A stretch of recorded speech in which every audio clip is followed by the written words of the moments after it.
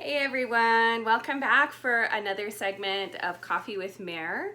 And today I really wanted to directly address social distancing. We've talked about COVID-19 a little bit before in another video, but for today, I just kind of wanted to share some observations and a little bit about the conversations that I've been having with the people in my life around how their lives have changed, and let's just dive right into it. So today was a day where I needed to go and take out my recycling, my compost, and my garbage. And so of course I live on the fourth floor of a building, and I have a jogging stroller that I have converted to my garbage trolley, essentially. Sorry, we're having coffee today because the brain definitely needs it.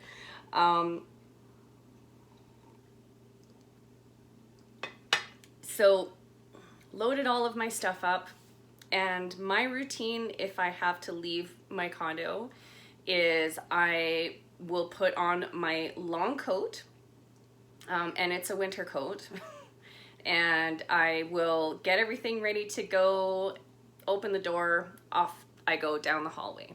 So the minute I get to the elevator, it's like I use my elbow to poke the buttons on the elevator. I'm using my sleeves to open doors and all of that kind of stuff.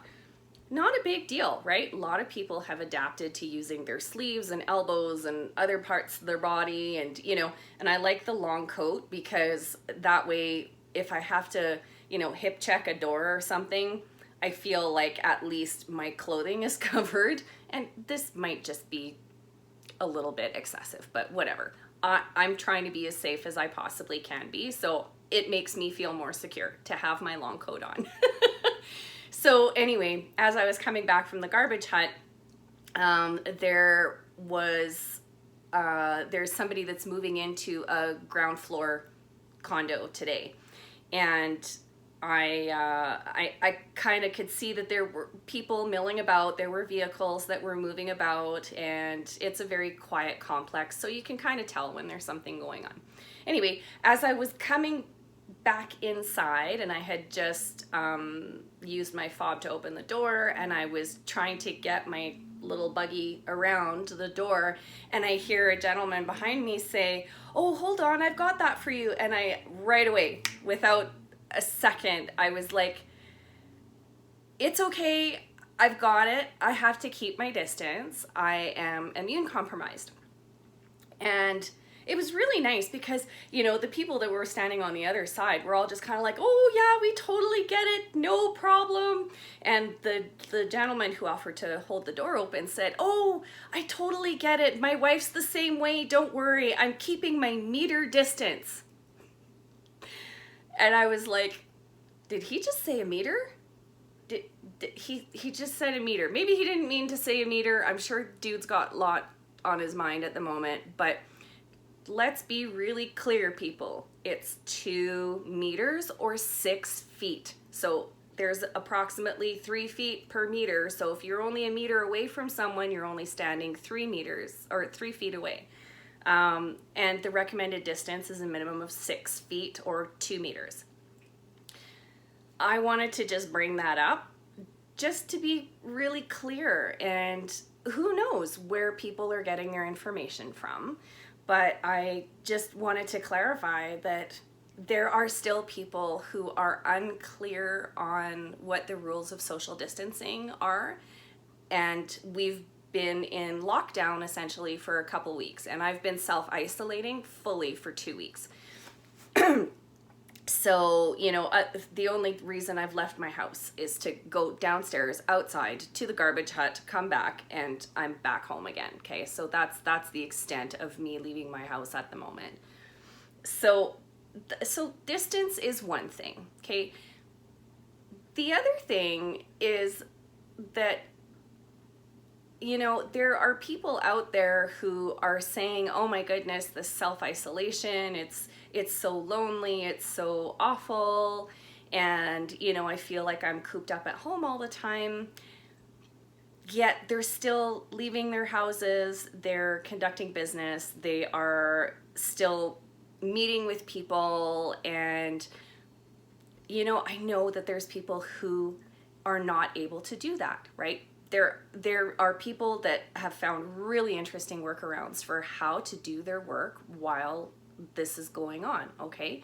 And I'm not talking about those people. I'm talking about the ones who are claiming to be self-isolating, but then they go out and they're out every day and they're actually meeting with people and they're seeing different people. That, my friends, is not self-isolation.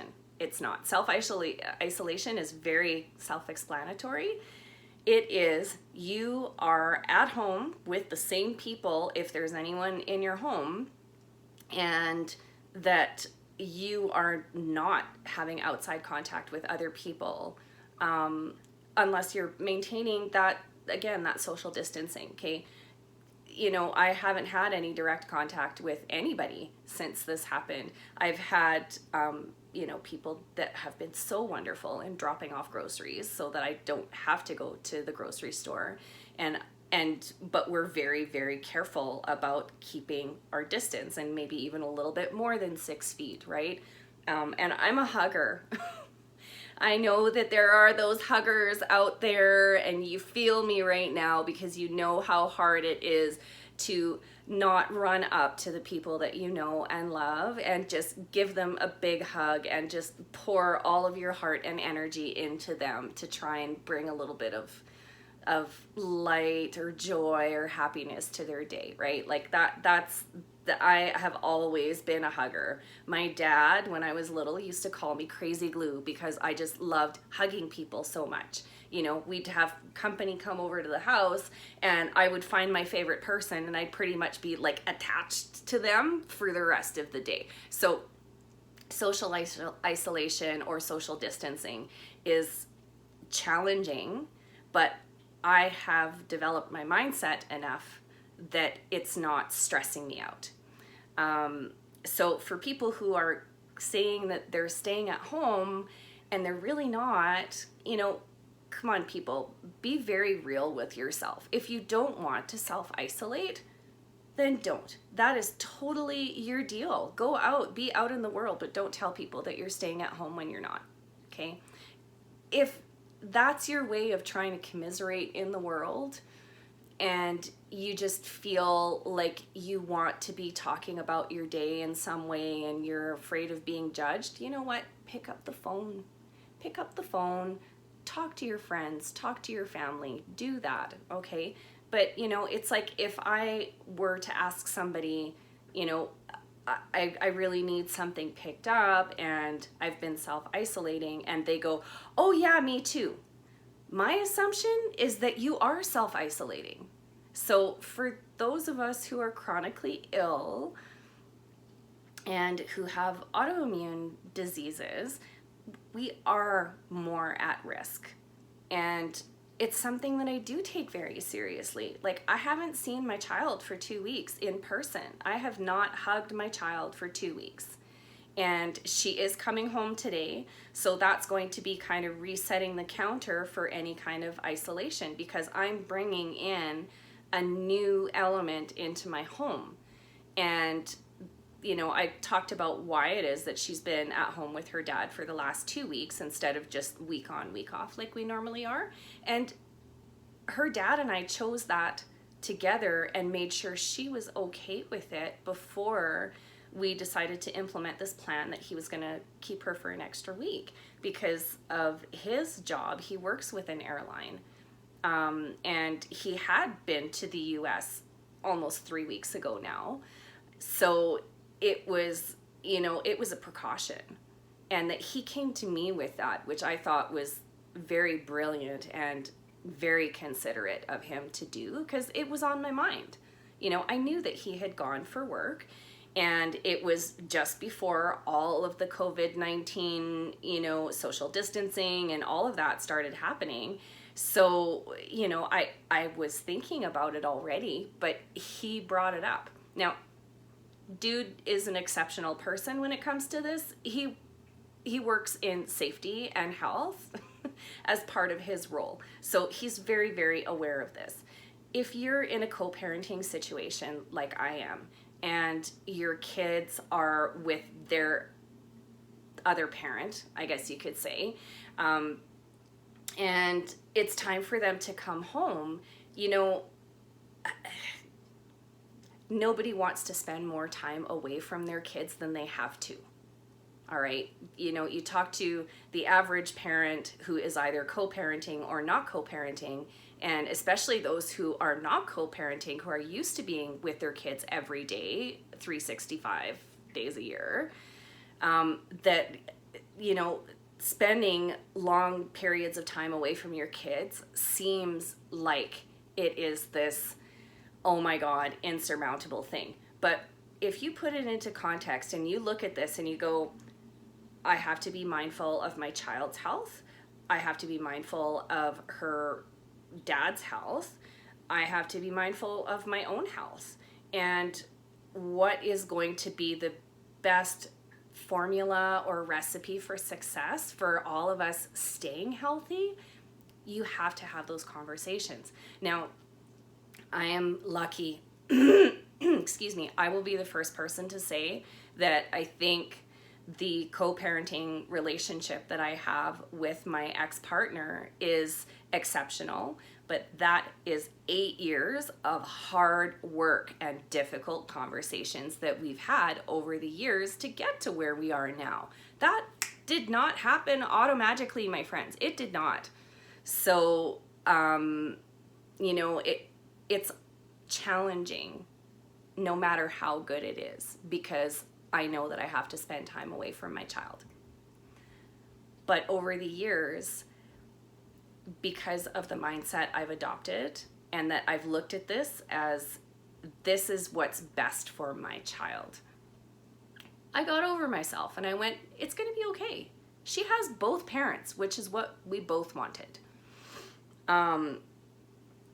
So it might be the time, if you have any sort of conversational relationship with your co-parenting person, okay, you may want to have those conversations if you haven't had them yet. It will probably be awkward and it won't be easy. And, you know, and I'm assuming, I'm going from a place where if we're talking about like you've got a lousy relationship with your ex, okay, and that you guys really don't talk other than shouting at each other, that is going to be something that will be hard at first. If you choose to start opening a dialogue that's surrounded by the topic of health and it kind of encapsulates the conversations, you may find that the conversations are slightly different. Now, this is just a suggestion.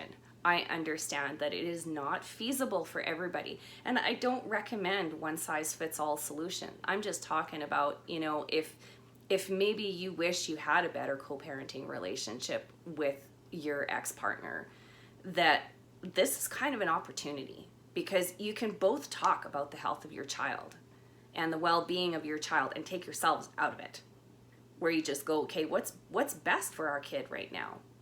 And I'm really hoping that a lot of you are taking the courage to do that, because it is a courageous thing to try and open a conversation with somebody that you either feel animosity towards or they feel animosity towards you, or there's just absolutely no working relationship whatsoever. You can make it easier for your child, I think, if you're able to have communication. And that would be my wish for you, is that you see your children not being adversely impacted through this already challenging time by the fact that now their parents have something new to fight about. And I'm not judging here. My heart goes out to you, and if that's the situation that you're in, that's something that I was always very concerned about, and really was hoping and wishing and praying every day that that wasn't the situation that my daughter was going to end up in. And thankfully, things have turned out that way. If that is not the case for you, I am sending you all of my love and no judgment whatsoever. You know where you are in your life, and you know whether there's even a small window of opportunity. And if there isn't, just move on. But yeah, so I mean, kids with the social distancing thing, keeping them at home was kind of the best thing. Play dates is not social distancing, and I think most people know that. Most people who are parents, especially, who are concerned about their child's health and well-being, understand that sending someone over for a play date is not social distancing. But you know, the other things to consider with social distancing are where your mind goes every day. And most people aren't used to having this much time on their hands. So be kind to yourself, be gentle with yourself, and remind yourself that this is temporary, people. This isn't something that's going to last forever. It may feel like an eternity at the moment, but it won't last forever. So I think we are going to do a coaching series talking about mindset. That's something that, as part of my my goals, I guess, with Mare E16, which is on Facebook. That's my page over there, and you can also find me on Instagram with Mare E16, is that's about uplifting and trying to convey positive messages and trying to acknowledge that sometimes it's getting your brain in check that needs to happen for your life to change. So I'm not going to talk about that here, because in the Coffee with Mare series, I really just want to be having conversations with you that are from my heart and that are aimed at helping in any possible way. So if this video today has helped you, if you got anything valuable, or if you feel like sharing it out on social media, please do so.